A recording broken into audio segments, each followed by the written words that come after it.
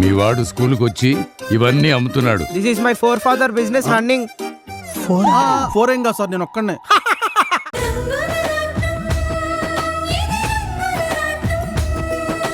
అమ్మా ఏమా రామసీత ఇంకా రాలేదు, వస్తానన్నారు కదా? ఖచ్చితంగా వస్తారు తాతయ్య, మీరేమీ అనుమానం పెట్టుకోకండి. ఇద్దరు తప్పకుండా వస్తామన్నారు. తాతయ్య వాళ్ళు రాకుండా అసలు ఈ వ్రతం ఎలా జరుగుతుంది? అసలు ఈ వ్రతానికి ఒప్పుకుంది రామన్నయ్య కోసం. అవును తాతగారు, సీతక్క రాంబాబు గారు రావాలి. ఈ ఇల్లు మళ్ళీ కలకల్లాడుతూ ఉండాలి. బాగా చెప్పావమ్మా. రాము ఇంట్లోంచి వెళ్ళిపోయిన తర్వాత అసలు ఈ ఇంటికి కళ్ళే లేకుండా పోయింది. తాతయ్య ఇక నుండి ఆ సమస్య ఉండదని రామన్నయ్య ఎలాగో వస్తాడు కదా, ఇంక మళ్ళీ వెళ్లకుండా ఇక్కడే ఉండేలా చేద్దాం. అమ్మా, పీటల మీద కూర్చుని వ్రతం చేయాల్సింది రామన్నయ్య సీతోదిన, వాళ్ళ చేతుల మీదే ఈ వ్రతం జరగాలి. వాళ్ళు ఎలాగో కూర్చుంటారులేరా, వాళ్ళతో పాటు మీరు కూర్చోవాలి. అసలు ఆ మాటకొస్తే ముందు మీరే కూర్చోవాలి. ఎందుకంటే పెళ్ళైన జంట ముందు సత్యనారాయణ స్వామి వ్రతం చేసుకోవడం అనేది మన సంప్రదాయం. పెద్దవాళ్ళు ఉన్నారు కాబట్టి వాళ్ళు కూడా పీటల మీద కూర్చుంటారు. అందరూ కలిసి కన్నుల పండగగా ఈ వ్రతం చేసుకుంటే నాకు చూడాలనుందిరా. అమ్మా సారీ అమ్మా, మేమిద్దరం ఈ వ్రతం చేయలేమమ్మా. అదేంట్రా, మీరు వ్రతం చేసుకోకపోవడం ఏంటి? ఏరా ఆదిత్య, మీ పెళ్ళెలాగో మాకు తెలియకుండా జరిగింది. కనీసం ఈ వ్రతమైనా మా కళ్ళ ముందు జరిగితే మా పెద్దరికానికి మీరు విలువ ఇచ్చినట్టుంటుందిరా, మాకు కాస్త ఆనందంగా ఉంటుంది.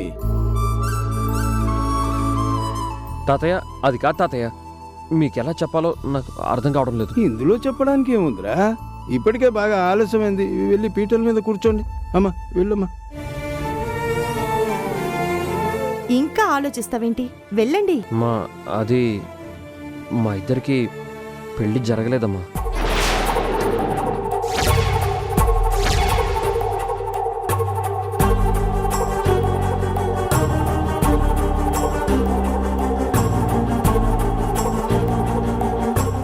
ఏంట్రా, ఏం మాట్లాడుతున్నావురా? పెళ్లి జరగకపోవడం ఏంటి? మరి ఆ అమ్మాయి మెళ్ళో తాళి బొట్టు ఎక్కడి నుంచి వచ్చిందిరా? అది నా అంతటా నేనే తాలిపొట్టు కట్టుకున్నాను అత్తయ్య. అసలు ఏం జరుగుతుందిరా?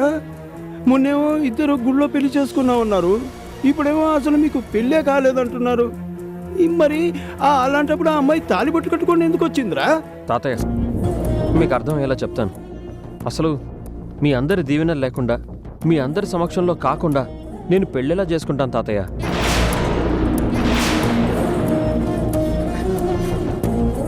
ఈ అయోధ్య నిలయంలో మీ అందరి సమక్షంలో మేమిద్దరం భార్యాభర్తలుగా మారాలని మేము ఎప్పుడో నిర్ణయించుకున్నాం. ఒరేయ్, మరైతే ఏంట్రా ఇదంతా? నాటకం అమ్మా. నాటకమా? దేనికి ఆడుతున్నారు ఈ నాటకం? బాలు అన్నయ్యని శశిరేఖ వదిన్ని దారిలోకి తీసుకురావడం కోసమే మేమిద్దరం ఆలోచించుకొని ఈ నిర్ణయం తీసుకున్నాం.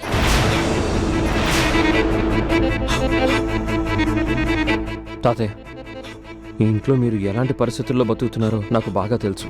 మామూలుగా చెప్తే అన్నయ్య వినిపించుకునే స్థితిలో లేడు. అందుకే బాలు అన్నయ్యకి బుద్ధి చెప్పడం కోసమే నేను శైలు ఇద్దరం కలిసి ఈ పెళ్లి నాటకం ఆడాం. అవునత్తయ్య, ఈ ఇంటి పరిస్థితులు మొత్తం తెలుసుకున్నాం. ఇప్పుడు గనక జాగ్రత్తగా ఉండకపోతే ఉన్న ఆస్తి, పరువు, మర్యాదలు అన్నీ పోతాయని మేమిద్దరం కలిసి నిర్ణయం తీసుకున్నాం.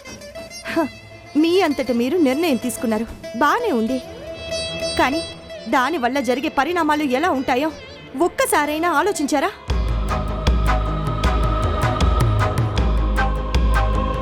ఒరేయ్, ఒక ఆడపిల్లని పెళ్లి కాకుండా తీసుకొచ్చి ఇంట్లో పెట్టావు. అందరికీ భార్య అని పరిచయం చేశావు. నువ్వు తాళి కట్టకుండానే ఆ అమ్మాయి మెడలో పసుపు తాడుంది. ఇప్పుడు మీకు పెళ్లి కాలేదు అంటే ఆ అమ్మాయి జీవితం ఏమవుతుందో ఒక్కసారైనా ఆలోచించావా? నాకా భయం లేదత్తయ్య, ఎందుకంటే నేను ఎప్పటికైనా పెళ్లి చేసుకునేది ఆదిత్యనే కదా. నీకు భయం లేదమ్మా, కానీ మీ నాన్న పరిస్థితి గురించి ఒక్కసారైనా ఆలోచించావా? ఒక ఆడపిల్ల తండ్రిగా ఇది ఆయనకి ఎంత అవమానమో ఒక్కసారి ఆలోచించావా? అమ్మా వాళ్ళ నాన్నగారికి అన్నీ తెలుసమ్మా. ఆయనకి చెప్పే మేము ఈ నిర్ణయం తీసుకున్నామమ్మా. మన ఇంటి పరిస్థితులు తెలుసు కాబట్టి ఆయన కూడా కాదనలేదమ్మా. కానీ ఇది తప్పురా. ఇందులో తప్పేముందమ్మా? మరి బాలు చేసి చేసేది అంతా ఓపే అంటావా? చిన్నవాడైనా వీడు ఎంత బాధ్యతగా ఆలోచించాడమ్మా. ఇన్ని రోజులు అందరూ వీళ్ళలోని ఆవేశం మాత్రమే చూశారు, కానీ వీడి ఆలోచన ధోరణి ఎంత గొప్పదో ఎవరు చూడలేదమ్మా. అది కాదు తాతయ్య, రేపు ఈ విషయం బయటపడిందంటే ఎన్ని సమస్యలు వస్తాయో మీరు ఊహించారా? ఏ సమస్య రాదమ్మా. అయినా ఎందుకు వస్తుందమ్మా? ఏ రోజుకైనా వీళ్ళిద్దరు భార్యాభర్తలు కావాల్సిన వాళ్ళే. అమ్మా, ఇప్పుడు మనం ఉన్న పరిస్థితుల్లో మనం బాలుని కానీ శశిని కానీ ఎదిరించి ఏమైనా చేయగలమా? ఏదైనా మాట్లాడగలమా? కాస్త ఆలోచించమ్మా. మనం ఎదిరించినందుకే కదమ్మా వాడు మీ ఆయన మీద చెయ్యెత్తి ఆయన ఇంట్లోంచి వెళ్ళిపోయేలా చేశాడు.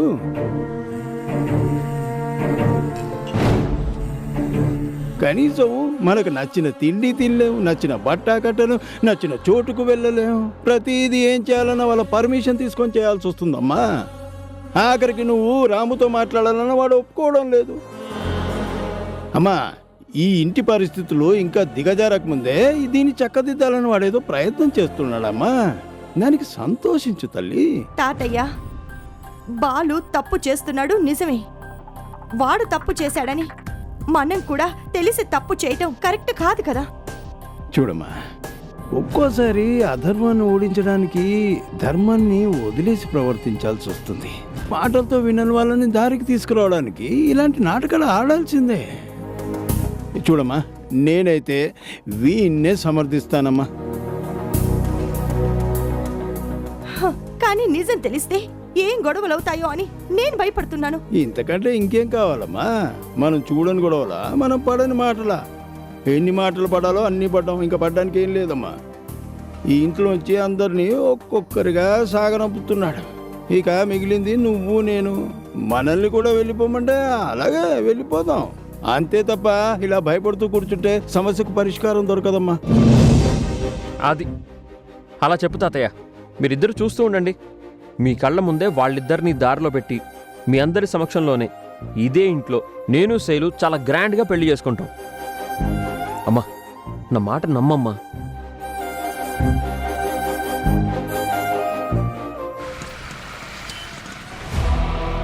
అల్లుడు, అసలు ఈ ఇంట్లో ఏం జరుగుతుందో నాకేం అర్థం కావట్లేదు.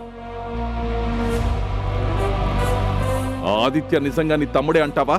మావయ్య, అవునల్లుడు, నాకెందుకో అనుమానంగా ఉంది. అసలు నీకు వాడికి ఏమాత్రం సంబంధం లేదు. నక్కకి నాగలోకానికి ఉన్నంత తేడా ఉంది. అరే, ఎవడో మెకానిక్ గాడి కూతుర్ని తీసుకొచ్చి నా పెళ్ళాం అంటాడేంటి? అది కూడా ఎక్కడో గుళ్ళో పెళ్లి చేసుకొని వచ్చాడంట.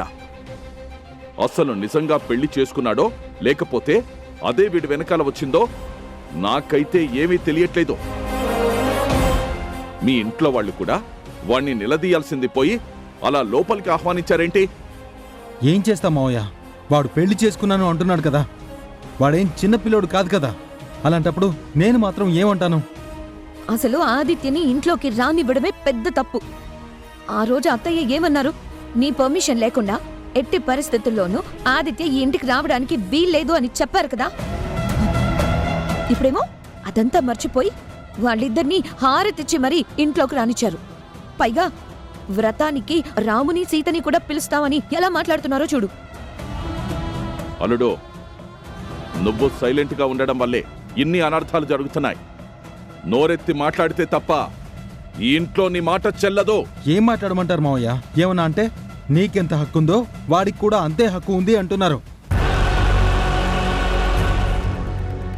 కాదు అని మనం గట్టిగా వాదించడానికి మన దగ్గర ఎవిడెన్స్ ఏముంది? ఆ రాముగాడంటే పరాయివాడు కాబట్టి అది సాకుగా చూపించి వాడిని బయటికి పంపించాం. కానీ ఆదిత్య అలా కాదు. వాడు మా అమ్మ కడుపున పుట్టినవాడే. వాడికి కూడా వాటా ఉంది. వాడిని మనం ఏం చేయలేము. చూడలుడు, ఇప్పుడు నువ్వు డల్ అయ్యావంటే చాలా నష్టపోవాల్సి వస్తుంది. ఈ రోజు ఆదిత్య అతని పెళ్లంతో ఇంట్లోకి వచ్చినట్టే రేపు రామ్ కూడా సీతను తీసుకొని ఈ ఇంట్లోనే ఉంటాడు. నీకు చట్టం గురించి తెలుసో తెలియదో, కన్న కొడుక్కి ఎంత హక్కుంటుందో పెంచిన కొడుక్కి కూడా అంతే హక్కుంటుంది. దీన్ని అవకాశంగా తీసుకొని ఆ రాము ఆదిత్య ఇద్దరూ కలిసి ఈ ఇంట్లో తిష్టవేస్తారు. అప్పుడు నీకు నా కూతురికి ఈ ఇంట్లో ఉండే అవకాశం లేకుండా పోతుంది. అవును బాలు, ఆదిత్య వచ్చినా పర్వాలేదు, కానీ ఆ రాము మాత్రం ఈ ఇంట్లో గడుగు పెట్టడానికి వీల్లేదు. వన్స్ వాళ్ళు కనుక లోపలికొచ్చారంటే ఇక బయటికి వెళ్ళరు. మీ అమ్మ తాతయ్య బయటికి వెళ్ళనివ్వరు. కాబట్టి బాగా ఆలోచించు బాలు. వ్రతం పేరుతో ఆ రాము సీత ఈ ఇంట్లో అడుగు పెట్టడానికి వీల్లేదు. దానికి మనం ఏం చేయగలమో అది చేయాలి. బాలు, మీ అమ్మగారు మీ మీద వేసిన ఒట్టు కూడా పక్కన పెట్టి ఆ రామ్ వాళ్ళని ఇంటికి పిలిపిస్తుంది. అంటే నువ్వేమైపోయినా మీ అమ్మకి తాతయ్యకి పట్టింపు లేదు. దీన్ని బట్టి వాళ్ళ దృష్టిలో నువ్వేంటో నీకు బాగా అర్థమైందనుకుంటా. నువ్వు మీ అమ్మ తాతయ్యల గురించి ఆలోచించడం మానేసి ముందు ఆ రాముగాడి ఇంట్లోకి అడుగు పెట్టకుండా చూసుకో. లేదంటే మీ అమ్మ చెప్పినట్టుగా నువ్వు ప్రాణం లేని వాడితో సమానం. నేను కాదు, ఆ రాముగాడు ప్రాణాలతో ఉండడానికే వీల్లేదు.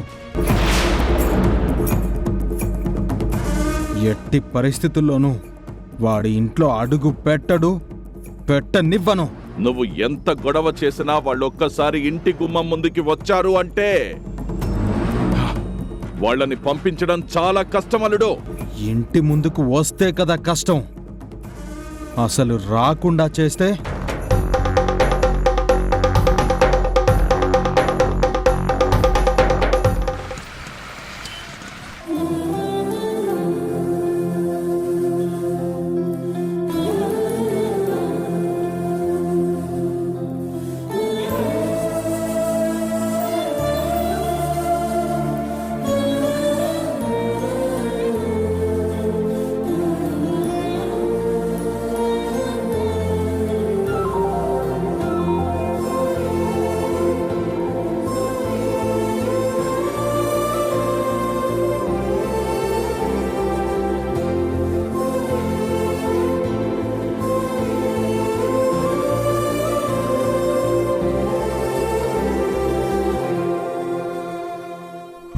భగవంతుడా,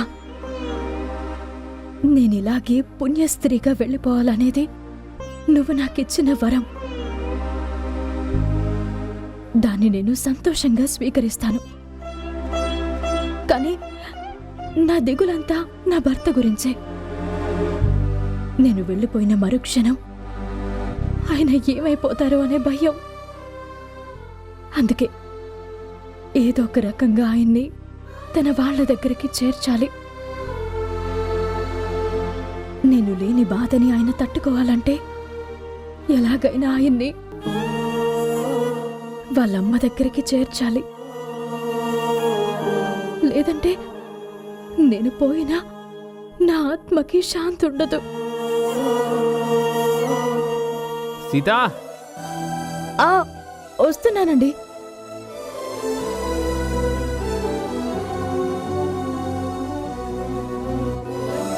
ఏంటండి, మనం వ్రతానికి వెళ్ళాలి కదా, మీరింకా ఇలా ఉన్నారేంటి? రెడీ అవ్వండి. బాగానే ఉన్నాను కదా, వెళ్దాం పద. ఏంటి ఇలా వెళ్తారా? వెళ్ళి మంచి డ్రెస్ వేసుకుని పర్వాలేదులే సీత, ఎలా ఉంటే ఉంది, వెళ్దాం పద. ఏంటండి మీరు? మీ అమ్మగారు ఎంత ప్రేమగా వచ్చి మనల్ని వ్రతానికి పిలిచారు. మనమేదో ఇష్టం లేనట్టుగా వెళ్తే ఏం బాగుంటుంది చెప్పండి? వెళ్ళి కాస్త మంచి డ్రెస్ వేసుకుని అది కాదు సీత, మనసులో లేని సంతోషం మనం వేసుకునే బట్టల్లో కనిపిస్తుందా చెప్పు? అమ్మ పిలిచింది వెళ్ళడమే తప్ప అక్కడికి వెళ్తే ఏం జరుగుతుందో నాకు బాగా తెలుసు. ఖచ్చితంగా ఆ బాలు చేసి గొడవ పడతారు. అందుకని మీరు మంచిగా కనిపించకుండా ఇలాంటి బట్టలు వేసుకుంటారా? ఇలా వెళ్తే అత్తమ్మని అవమానించినట్టు అవుతుంది.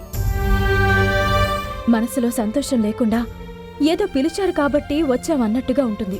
నా మాట వినండి, వెళ్ళి డ్రెస్ చేంజ్ చేసుకుని రండి. వెళ్ళండి, వెళ్ళండి, వెళ్ళండి. ఏటమ్మాయి గారు తమరింకా బయలుదేరినదేటి? ఇదిగో బయలుదేరుతున్నాం. అవును, నువ్వు రెడీ అవ్వలేదేంటి? నాను రావట్లేదమ్మా. ఏ, ఎందుకని? నానెందుకమ్మా, నానొచ్చినా ఆ శశిరేఖమ్మ గారు నన్ను పురుగును చూసినట్టు చూస్తుంది. అసలు లోనికి రానిస్తారో లేదో కూడా తెలియదు. పర్వాలేదులే రత్తాలు, అక్కడ మేము ఉంటాం కదా. వద్దమ్మాయి గారు, ఆయన అందరం వెళ్ళిపోతే ఈడ మన వ్యాపారం ఏం కావాలా? నానే ఎన్నే ఉంటానమ్మా, తమరు పోయిరండి. సరే. సీత, ఈ డ్రెస్ ఓకేనా? ఇప్పుడు చూడ్డానికి నిజంగా శ్రీరామచంద్రుల్లా ఉన్నారు. సరే, బయలుదేరదాం. అలాగేనండి. రతాలు, మరి నువ్వు? తను రావడం లేదండి. తను వచ్చేస్తే ఇక్కడ మన బిజినెస్ దెబ్బతింటుంది కదా. ఓ, అది సిన్సియారిటీ అంటే. అయినా నువ్వు అక్కడికి వచ్చినా గొడవ పడ్డం తప్ప జరిగేదే ఉండదు రతాలు. సీత, పద వెళ్దాం. ఆ,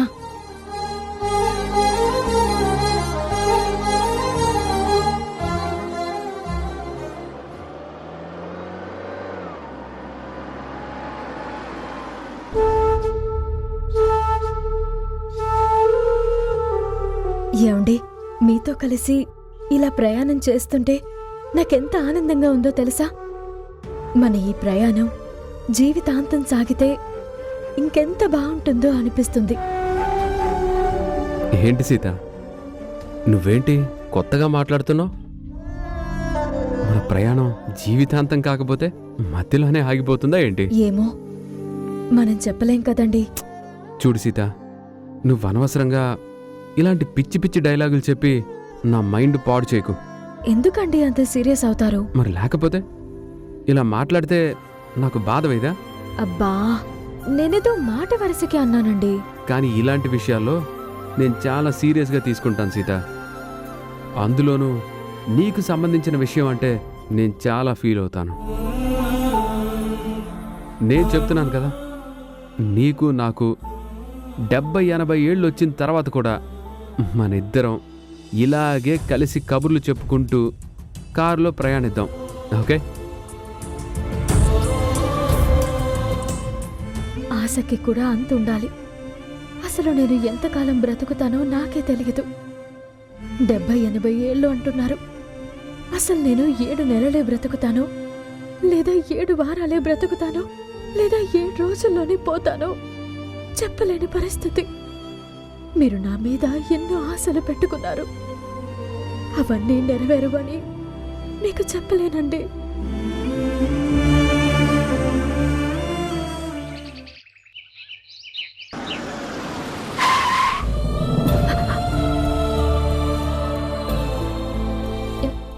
అదేంటండి, కారు అలా అడ్డం పెట్టారేంటి?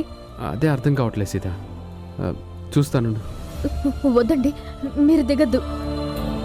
ఏం భయం లేదులే సీత. ఉండు.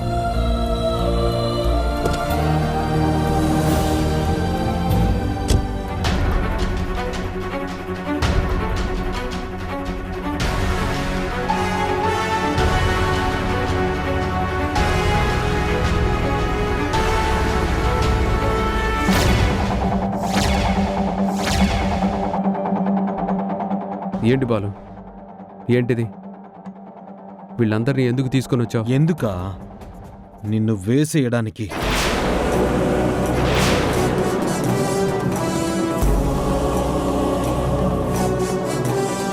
ఏంటలా చూస్తున్నావు?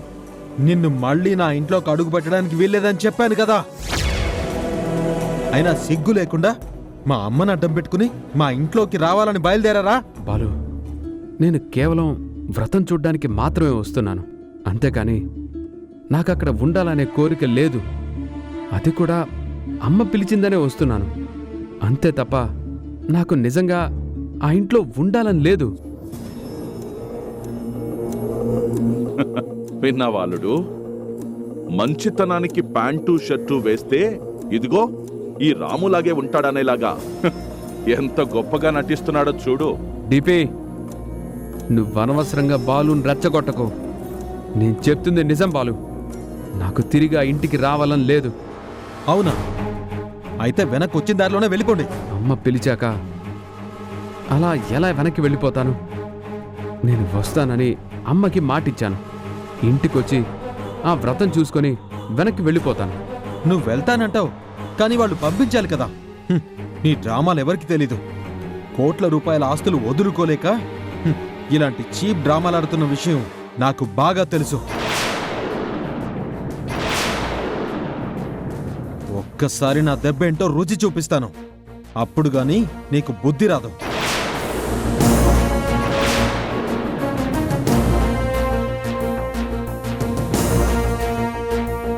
రేయ్, వాడి సంగతి తర్వాత, ముందు దాని సంగతి చూడండి రా. వెళ్ళండి.